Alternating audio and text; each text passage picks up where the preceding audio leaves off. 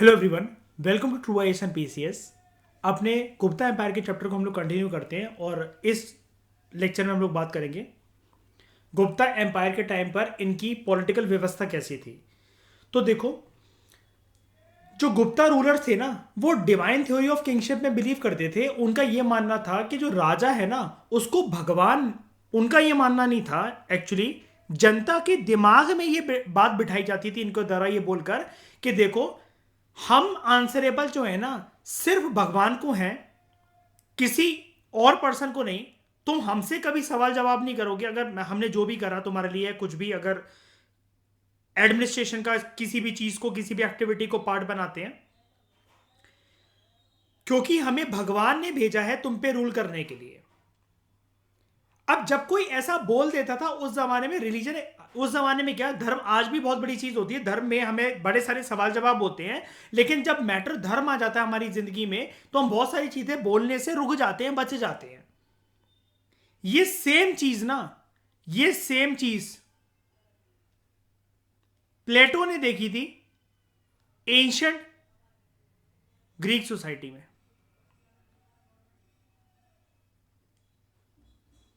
वहां पर भी राजा जो थे वो डिवाइन थ्योरी ऑफ किनशिप जो थे उसको फॉलो करते थे। और ये एक प्रकार से यही तो बात हुई, क्या इसी के साथ एसोसिएटेड नहीं है ब्रिटिशर्स का रूल। अब वो डिवाइन थ्योरी ऑफ किंगशिप तो बोल नहीं सकते, तो वो व्हाइट मैंस बर्डन बोलते हैं कि जीसस क्राइस्ट ने हमें भेजा है तुम बारबेरियन लोगों को थोड़ा सिविलाइज बनाने के लिए। याद आया? क्योंकि जब भी किसी पर अगर हमें कब्जा करना होता है ना, पहले हमें साइकोलॉजी पकड़नी पड़ेगी सामने वाले पर्सन की, उसके मन के अंदर वो बात बिठानी पड़ेगी। बहुत सारी बातें हो सकता है पर्सन आपकी बातें इग्नोर कर जाए, लेकिन अगर उसको ये वाली बात बता दो ना, धर्म के बारे में कुछ भी चीज, कि भगवान ने भेजा है मुझे, इसलिए हम तुम पे रूल कर रहे हैं, और जनता गवार शुरू से उन्होंने मान भी लिया कि हाँ। अच्छा, अब इस चीज को प्रमोट कौन करता था? इनके जो लोग थे, जो इनके एडमिनिस्ट्रेटर्स थे, जर्नल्स थे, जगह जगह जाके इस चीज की मार्केटिंग कराते थे, ये चीज जाकर कि वाह वाह वाह क्या राजा आए हैं। भीड़, बड़ा भीड़, भरी भीड़ में तीन चार लोग जो इस एम्पायर के हैं, इनके खानदान के या कोई गवर्नर्स हैं, जनरल्स हैं, वो जाकर खड़े हो गए। और जैसे होता नहीं है कि 99 लोग अगर एक चीज में, अगर चीज में फेवर में बोल रहे हैं, तो जो 100वां जन है उसका हाथ भी उठ ही जाएगा कि हाँ चलो मैं भी एग्री करता हूं, भले ही वो पहले जो सोच रहा हो वो ठीक हो। तो ये चीज थी, यानी कि ये बिलीव करते थे, याद रखना, डिवाइन थ्योरी ऑफ किंगशिप में ये कैसा कंसेप्ट होता है कि ऐसा माना जाता है कि किंग जो है वो ईश्वर के द्वारा भेजा गया एक रिप्रेजेंटेटिव है पृथ्वी पर, और वो सिर्फ आंसरेबल भगवान को, ये किसी और को नहीं। गुप्ता रूलर्स जो थे बहुत ज्यादा पावर अपने हाथ में रखते थे, पॉलिटिकल मैटर में, एडमिनिस्ट्रेटिव मैटर में, मिलिट्री मैटर्स में और जुडिशियल मैटर्स में। गुप्ता किंग को असिस्ट करा जाता था काउंसिल ऑफ मंत्रीज या काउंसिल ऑफ मिनिस्टर्स के द्वारा। इस काउंसिल में कौन कौन होता था? एक तो इनके बेटे होते थे, प्रिंस, हाई ऑफिशियल्स और फ्यूडल लॉर्ड्स, फ्यूडेटरीज, जिनको ये जमीन देते थे बहुत ज्यादा for revenue collection and for paying tributes. Large number of officials को एम्प्लॉय करा जाता था गुप्ता रूलर्स के द्वारा डे टू डे एडमिनिस्ट्रेशन चलाने के लिए कंट्री का। और हाई रैंकिंग ऑफिशियल्स को एक नाम दिया जाता था, दंडनायक, सजा देने वाला, या महादंडनायक, उससे भी बड़ा ऑफिसर। गुप्ता एम्पायर जो था वो बड़ी सारी प्रोविंसेस के अंदर डिवाइडेड था, और उस टाइम पर उन प्रोविंसेस को हम लोग बोलते थे देश या फिर भुक्ति। देश या फिर भुक्ति। इन प्रोविंसेस को गवर्नर्स के द्वारा एडमिनिस्टर करा जाता था, जिनको बोला जाता था उपारिका। जो प्रोविंस थी वो डिवाइड करी जाती थी बड़ी सारी डिस्ट्रिक्ट के अंदर, जिसको बोला जाता था विश्यास, और कंट्रोल करा जाता था डिस्ट्रिक्ट को बाय ऑफिसर्स नोन एज विश्यापति। विलेज लेवल पर जो फंक्शनरीज होते थे उनको बोला जाता था ग्रामिका, एंड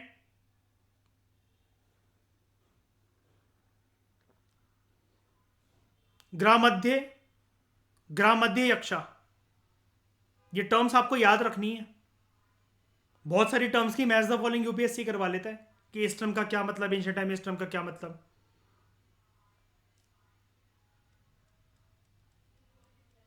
ग्राम अध्यक्ष एंड ग्रामिका, विश्यापति, उपारिका, दंडनायक, महादंडनायक, देश, भुक्ति, ये सारी चीज आपको याद रखनी, सारी टर्म्स। द एक्सटेंसिव एम्पायर जो इतना ज़्यादा फैला हुआ था गुप्तास का, वो ये शो करता है कि मिलिट्री ऑर्गेनाइजेशन का काफ़ी ज़्यादा रोल होगा, तभी तो इतना सारा एम्पायर कंट्रोल कर पाए, एक्सपेंड कर पाए, कंसोलिडेट कर पाए। सील्स और जो इंस्क्रिप्शंस हैं वो ये मेंशन करती हैं, जब हम स्टडी करते हैं गुप्ता रूलर्स को समझने के लिए उन सील्स और इंस्क्रिप्शंस को, कि मिलिट्री डेजिग्नेशंस लाइक बालदीकृता, ये टाइटल थे, एंड महाबालाधिकृता, commander of the infantry and cavalry respectively, जो ये फुट सोल्जर्स थे, ये लिख लेना कहीं पर, इंपॉर्टेंट है। इन्फेंट्री मतलब फुट सोल्जर्स, उनको बोला जाता था बाल अधिकृत, और जो हॉर्स सोल्जर्स थे, कैवलरी, उनको बोला जाता था महाअबाल अधिकृत, हॉर्स सोल्जर्स।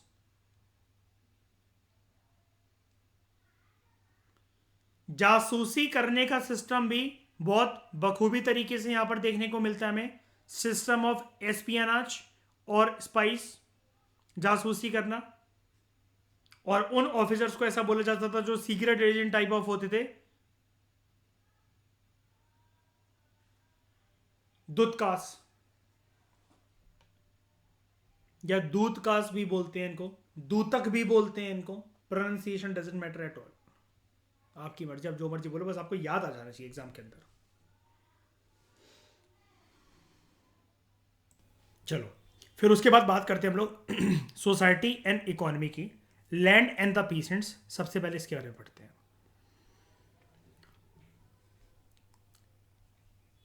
कमंदक एक ऑथर था, इसने एक बुक लिखी थी, नीति सार।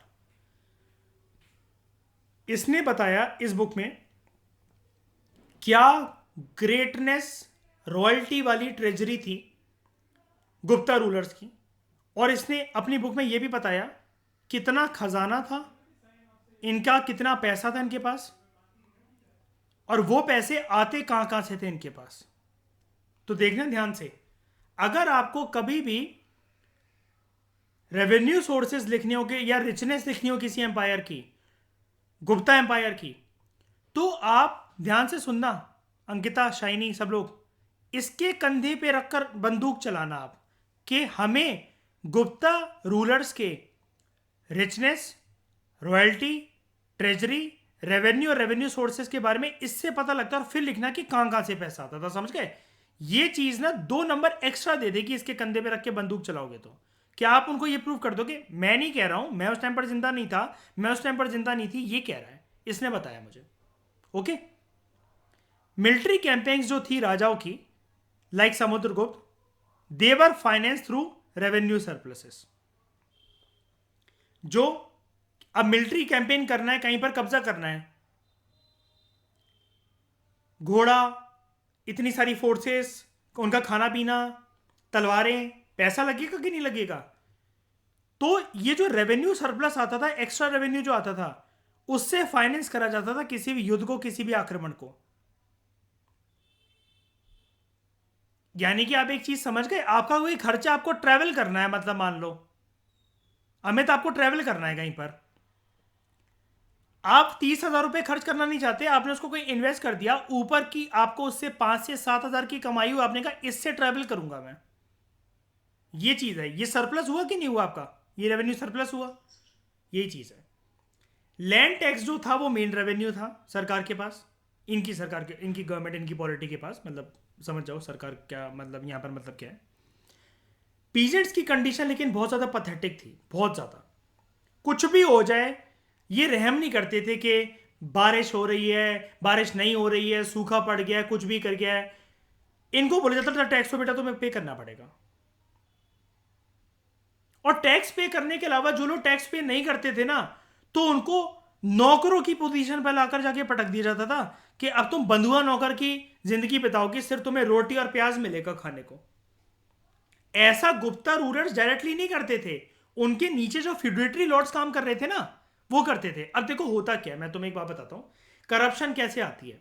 फॉर एग्जाम्पल किसी एक बड़े अधिकारी ने बोला हर महीने को इतना इतने पैसे मेरे टेबल पे पहुंच जाने चाहिए, नाश्ता लंच और डिनर की फॉर्म में। अब छोटे अधिकारी के ऊपर प्रेशर है कि अगर उनको पैसे इतने ना पहुंचाए तो हमारी पोस्टिंग कर दी जाएगी, ट्रांसफर कर दिया जाएगा कहीं इधर उधर जगह पर।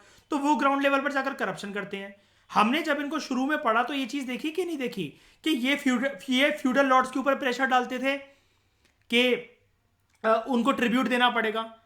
अब फ्यूडल लॉर्ड्स के पास तो सिर्फ जमीन है, और वो जमीन जो है वो टैक्स कहां से निकालेंगे, वो पीजेंट्स के ऊपर प्रेशर डालते थे। अल्टीमेटली पिसता कौन था, सबसे नीचे वाला जो सेक्शन होता था वो। समझ गए ये वाली बात। लैंड क्लासिफिकेशन यहां पर गुप्ता रूलर्स के टाइम पर कैसा होता था, कल्टीवेबल लैंड को बोलते थे हम लोग क्षेत्र, वेस्ट लैंड को बोलते थे खिला, जंगल और फॉरेस्ट लैंड को बोलते थे अभारट, हैबिटेबल लैंड को बोलते थे वस्ती, और पेस्टोरल लैंड को बोलते थे हम लोग गबत सराहा। गबत सराहा। एम्पायर ये जो ऑरेंज कलर से मार्क्ड है ये, this is the empire of Gupta. Okay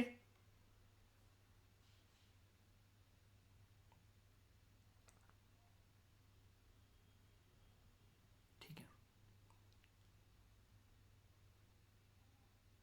ऊपर कुछ रह तो नहीं क्या, कुछ पूछना है किसी को यहां तक, बताओ आगे बढ़े। ट्रेड एंड कॉमर्स कैसा था, ट्रेड एंड कॉमर्स कैसा था, जो कंट्रीब्यूशन था ट्रेडर्स का गुप्ता इकोनॉमी को डेवलप करने के लिए वो बहुत ज्यादा इंप्रेसिव था। दो तरह के ट्रेडर्स हमें देखने को मिलते थे गुप्ता एम्पायर में, एक श्रेष्ठी और दूसरा सार्थफ। ये दो तरह के ट्रेडर्स थे। ये सारे टर्म्स आपको याद रखने में बार बार बोल रहा हूं। ट्रेड आइटम्स जो थे they range from daily products to valuable to luxury items. Important जो गुड्स जो ट्रेड करे जाते थे वो क्या थे, पेपर, गोल्ड, कॉपर, आयरन, घोड़े, हाथी। जब उस जमाने में ये देखा गया गुप्ता पीरियड के टाइम पर, जब कोई किसी को उधारी देता था ना, पैसों की लोन देता था, इंटरेस्ट रेट इनके टाइम पे बहुत हाई होता था, बहुत ज़्यादा हाई। किसी को ही लगता था कि यार कैसे ज़्यादा से ज़्यादा पैसे कहीं ना कहीं से निकाल लो, क्योंकि गुप्ता रूलर्स को फिर पहुंचवाने पड़ेंगे वरना। गुप्तास जो थे इन्होंने रोडवेज डेवलप करी जो कि कंट्री के डिफरेंट पार्ट से कनेक्ट करती थी। पाटलिपुत्र, उज्जैन, बनारस, मथुरा ये फेमस ट्रेड सेंटर्स थे। जो पोर्ट थे वेस्टर्न और ईस्टर्न इंडिया में, वेस्टर्न इंडिया में इनके जो पोर्ट थे तीन थे, वेरी इंपॉर्टेंट नाम उनका आप सुन लो, कल्याण, मैंगलोर एंड मालाबार पोर्ट। और ईस्टर्न में बंगाल में सिर्फ एक ही पोर्ट ये ऑपरेट करते थे, तम्रलिप्ति, जिसकी वजह से ट्रेड फैसिलिटेट होता था। हम लोग अभी बात कर रहे थे दो प्रकार के ट्रेडर्स होते थे यहां पर, एक श्रेष्ठी, दूसरा सार्थव।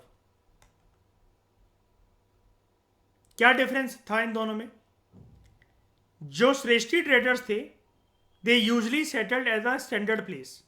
एक जगह पे ही आपको हमेशा के लिए मिल जाएंगे, आप जाओगे, इनका फिक्स्ड व्यापार करने की एक अड्डा, एक जगह बन रखी है। फॉर एग्जाम्पल हम ऐसा मान लेते हैं इनको, तम्रलिप्ति में जितने भी बोट्स वगैरह आएंगी उनसे जो भी सामान वगैरह उतरेगा, तो इस श्रेष्ठी ट्रेडर्स वगैरह जो सामान का लेन देन जो करना है, जो भी पैसे सेटल करने हैं, ये आपको हमेशा तम्रपल्ली पोर्ट पर मिल जाएंगे। आपको वहीं रहते हैं, इनका ठिकाना वहीं है, या कल्याण पोर्ट पर, या मैंगलोर पोर्ट पर, या मालाबार पोर्ट पर।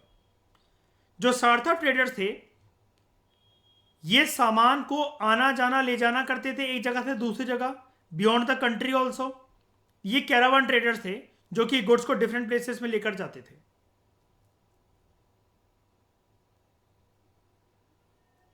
एक दुकानदार होता है जिसकी फिक्स दुकान होती है,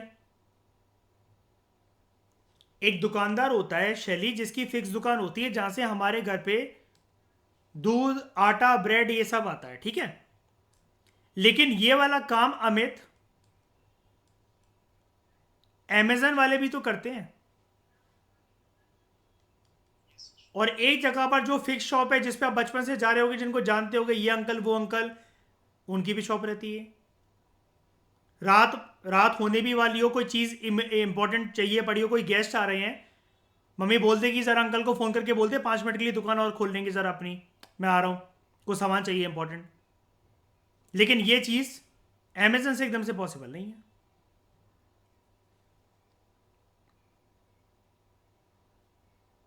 ठीक है, तो समझ गए ना, ये गुड्स को लेकर जाएंगे एक जगह से दूसरे का, ये सेटल्ड है एक जगह पर। कोई कुछ कह रहा है? सर यही क्वेश्चन पूछा था यूपीपीएससी में। अच्छा, तो सोचो जरा अमित, ये अनुज तुम ये पढ़ गए होते। देखो इस बुक का फायदा तो है, ये आपको नजर आ रहा होगा ना, थोड़ा सा वन टाइम इन्वेस्टमेंट है, लेकिन कॉन्फिडेंस आ रहा है कि गेम कहाँ से चल रहा है, मतलब ये साइकोलॉजी पूरी दौड़ कहाँ से रही है यूपीएससी या बहुत सारे एग्जाम्स की। जो अनसुने क्वेश्चंस जो आ रहे हैं वो कहाँ से उठाए जा रहे हैं।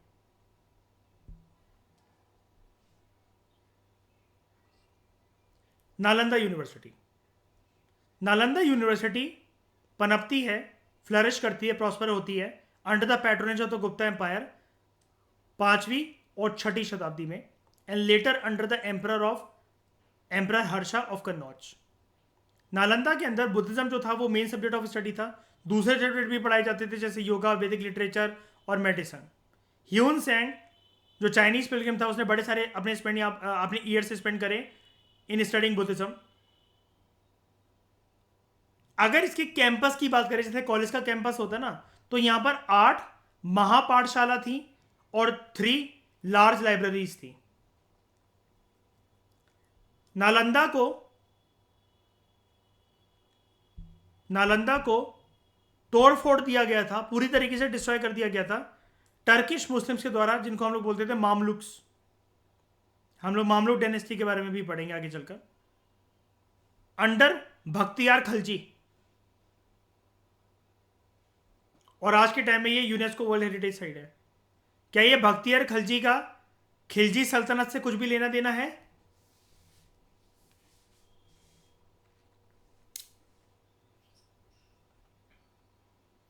ठीक है, अब हमने एक चीज पढ़ी थी ना,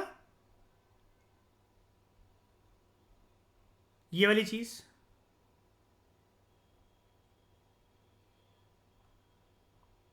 वेट अ मिनट, स्कंदगुप्त जब सत्ता में आता है, उसके लिए सामने एम्पायर के लिए एक नई चुनौती ये थी कि हुन्स की इन्वेजन। शुरू शुरू में तो उनको वो भगा देता है, लेकिन 12 साल के बाद वो फिर से हावी हो जाते हैं, और गुप्ता एम्पायर को शिकस्त करने में ये हुन ट्राइब बहुत, ये वन ऑफ द रीजन था invasion of Hun for the decline of Gupta empire. क्या मैं ऐसा बोल सकता हूं शाइनी?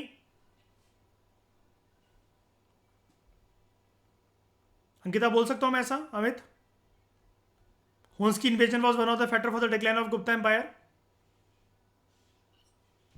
तो हुवर हुन्स, हुन्स एक नोमैडिक ट्राइब्स थी, देखो मैंने बोला ना ट्राइब थी,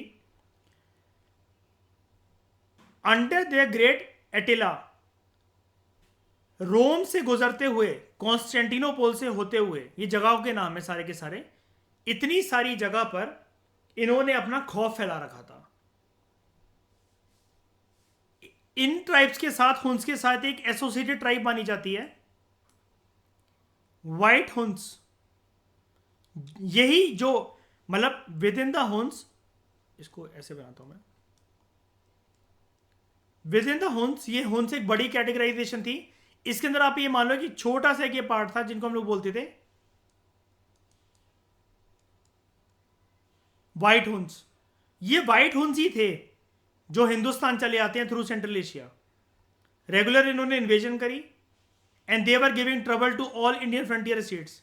स्कंदगुप्त को डिफीट करने के बाद ये पूरे सेंट्रल इंडिया में फैल गए, मध्य प्रदेश तक। इनका जो चीफ था वो था तोरोमन, उसने अपने आप को राजा घोषित कर दिया। इसके बाद तोरोमन का जो बेटा था मिहिरकुला, वो फिर रूल करना स्टार्ट करता है। जो मालवा का रूलर था यशोधर्मन, फाइनली इसने सेंट्रल इंडिया में डिफीट करा था इनको और इसके रूल को एंड कर दिया था। ये क्वेश्चन, ये टॉपिक उनका, यशोधर्मन का, मेरकोला और तोमर, ये आपको सेंट्रल इंडिया की बात हो रही है ना, क्योंकि ये आपको एमपीपीएससी के पेपर में देखने को मिल जाएगा।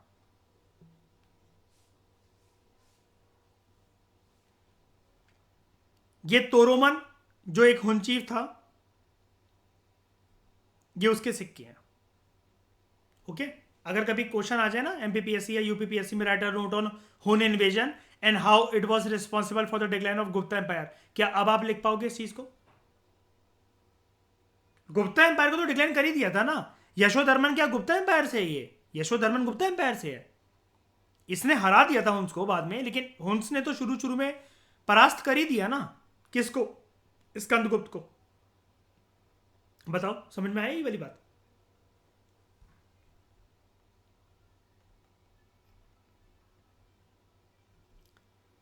समुद्रगुप्त की अगर हम लोग की बात करें, समुद्रगुप्त ने गुप्ता मॉनेटरी सिस्टम इंट्रोड्यूस करा था।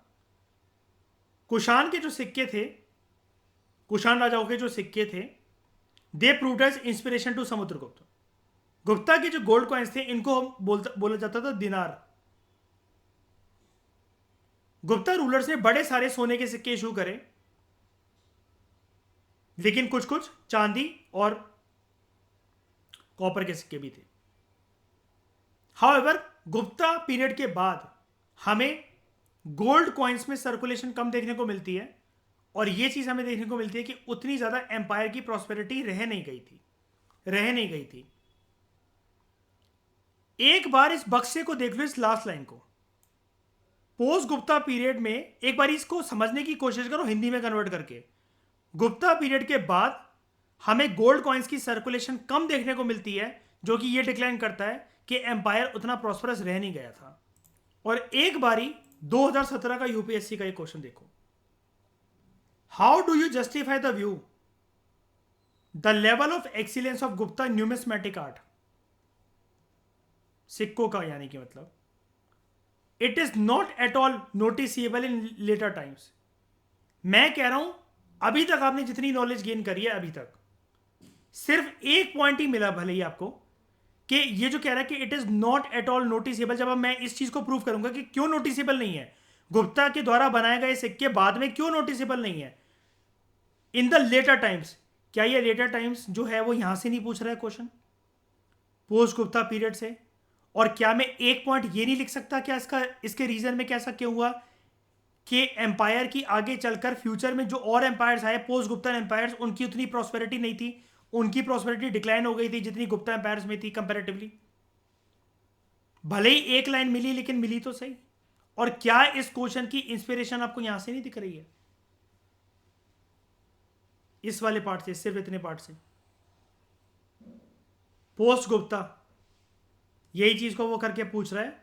Letter times, not at all noticeable decline in the prosperity, numismatic art,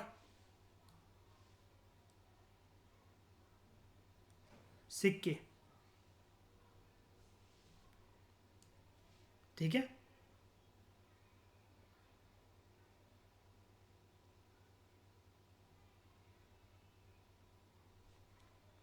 अभी यूनिवर्सिटीज बड़ी इंपॉर्टेंट होती है, मैं तुम्हें बताता जाता हूं।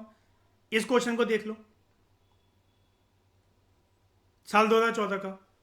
Takshashila university was one of the oldest universities of the world with which were associated a number of renowned learned personalities of different discipline। यानी कि आप उन बंदों के नाम लिखोगे, क्या क्या वो यहां पर पढ़ने आते थे, हिंदुस्तान में कौन कौन पढ़ता था, कोई फेमस अगर कोई हो, और बाहर से फॉरेन ट्रैवलर्स कौन कौन से पढ़ने आए। इसकी स्ट्रेटेजिक लोकेशन की वजह से ये बहुत फ्लरिश हुई। बट अनलाइक नालंदा,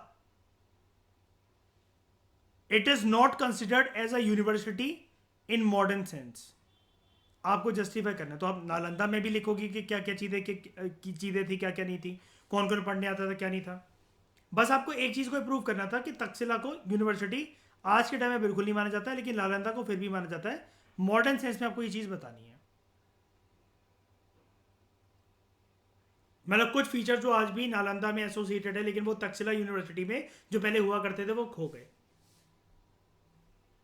लेकिन इस चीज़ को फिर कंक्लूजन में कैसे लिखेंगे कि नहीं ऐसा नहीं है कि तक्षशिला यूनिवर्सिटी जो है, और ऐसा भी नहीं कि नालंदा में भी वो सारे के सारे जो हैं वो फीचर्स फ्लरिश कर रहे हैं। इसको भी सरकार को रेनोवेट रिजुविनेट करने की ज़रूरत है। हमने पढ़ा था ना, इन पे सरकार कहाँ ध्यान देती है बताओ? बिहार की कितनी जीडीपी बूस्ट हो सकती है इसको वर्ल्ड यूनिवर्सिटी का स्टेटस देकर? बनाया जा सकता है कि नहीं बनाया जा सकता? अपने एंशिएंट पास को रिवाइव करा जा सकता है कि नहीं करा जा सकता?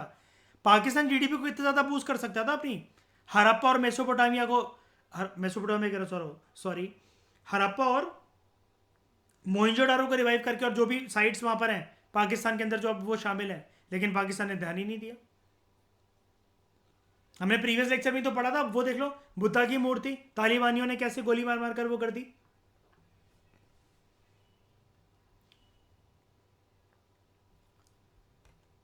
फिर बात करते हैं इनकी लोहे बनाने की आकृति और इनकी परंपरा को। मेटलर्जी, माइनिंग और मेटलर्जी सबसे इंपॉर्टेंट फ्लरिशिंग इंडस्ट्रीज थी जो कि गुप्ता पीरियड के टाइम पर पनप रही थी। The most important evidence of development in metallurgy ये है दिल्ली में मेहरौली का iron pillar, which was installed by king Chandragupta in Delhi. ये एक मोनोलिथिक आयरन पिलर है, सिंगल, यानी कि पूरे लोहे के एक ढांचे से बिल्कुल अलग करके एक पूरा एक पिलर एक बनवाया गया था अच्छे से, साइड की चीज़ों को हटाकर। मोनोलिथिक जानते हो ना, मोनोलिथिक पिलर हम लोग अशोका की भी तारीफ करते हैं।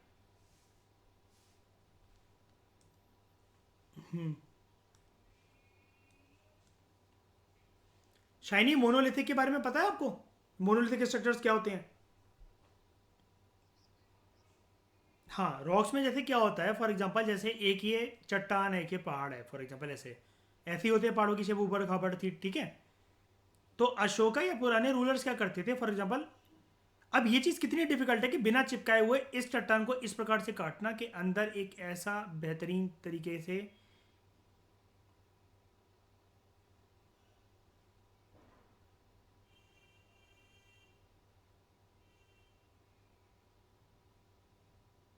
एक ही ऐसा स्ट्रक्चर बना दिया, और साइड की चीज़ों को, मतलब इसको हटा हटा कर, ये करते करते कुछ ये पूरे केव के पत्थर को हटा हटा कर ये एक ऐसा स्ट्रक्चर सामने प्रेजेंट कर दिया। बताओ, ये मोनोलिथिक कहते हैं इसको। इसी चीज़ को यहाँ अप्लाई कर लो, ठीक है। दिस मोनोलिथिक, हाँ, एक पत्थर में बनाना। अब लेकिन ये चीज़ और भी डिफिकल्टी नहीं है, ये बताना जरा अमित, ये तो आयरन के साथ करी जा रही है। ये तो वरन आयरन में तो बल्कि अमित और ज़्यादा ध्यान नहीं रखना हमें कि कोई चीज़ पिघल गई तो ज़्यादा ना पिघल जाए, वरना तो छेद होकर गल जाएगी, स्ट्रक्चर ही शेप ही खराब हो जाएगा, बॉर्डर आउटलाइन ही खराब हो जाएगी उसकी, वरना। और पिलर तो कैसा होता है आप जानते हो, हर जगह से पूरे के पूरे बिल्कुल ऐसे उसकी स्ट्रेट होता है। कोई पिलर कभी फिर ये पिलर थोड़ी ना होगा अगर ऐसे ऐसे ऐसे करके, अगर ये है ये, उसको तुम्हें पूरा प्रॉपर ध्यान रखना है कि पिलर जो है प्रॉपर ऐसी सीधी लाइनों के साथ ये काइंड ऑफ आ रहा हो, बिल्कुल ऐसा सोचो जरा। और ये चीज़ मोनोलिथिक फॉर्म में करेगी, देखो, ठीक है। और आज तक साइंटिस्ट इस बात को अच्छे से समझ नहीं पाए हैं, लोगों के तर्क तो बहुत हैं। ये ओपन एयर में खड़ा हुआ है, कोई ऊपर कोई छत नहीं है, कुछ नहीं है, लेकिन आज तक इसमें जंग क्यों नहीं लगी है? And this shows that ancient India में हमारी साइंस एंड टेक्नोलॉजी की बहुत ज़्यादा हमारे ऊपर कमांड थी। अब इस पॉइंट को कनेक्ट कर कर ले जाना मॉडर्न इंडियन हिस्ट्री में आवर पास 3 की बुक के पहले चैप्टर में। याद है जब वो हम पे ब्लेम लगाते थे, या फिर जेम्स मिल अपनी किताब में हमारी धज्जियां उड़ा रहा था कि तुम तो वहमी हो, तुम तो ऐसे मानते हो, काली बिल्ली रास्ता काट गई, ये वो, तुम्हारे अंदर क्या साइंटिफिक टेम्पेरामेंट, तुम तो बारबेरियन हो। फिर जब उस टाइम पर खून खोला ना हिंदुस्तानियों का, तब उन्होंने सर्च करना स्टार्ट करी, तो ऐसे ऐसे फैक्ट जो कि हिस्ट्री दबकर रह गई थी वो दोबारा उभर कर आई।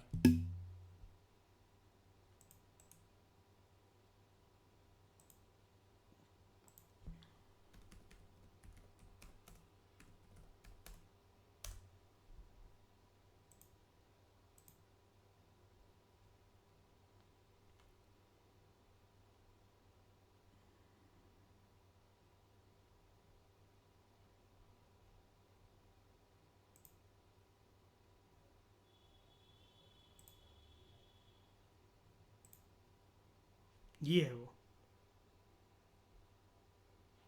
इसी को कहते हैं कि हाथ अगर आप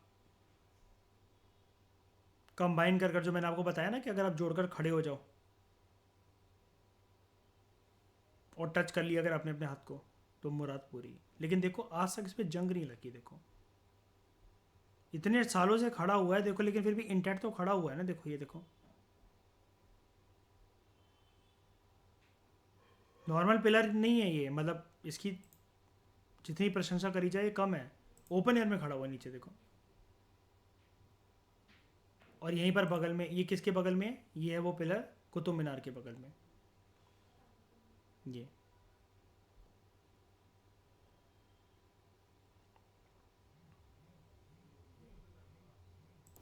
उसके बाद मेटल्स जो कि यूज करे गए गुप्ता रूलर्स के द्वारा वो कौन कौन से थे? Iron, gold, copper, tin, lead, brass, bronze, bell metal, mica, manganese and red चौक।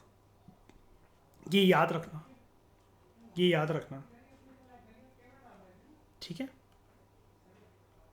मेहरौली का आयरन पिलर है ये। ओके, यहाँ तक क्या ये वाली बात आपको समझ में आ गई?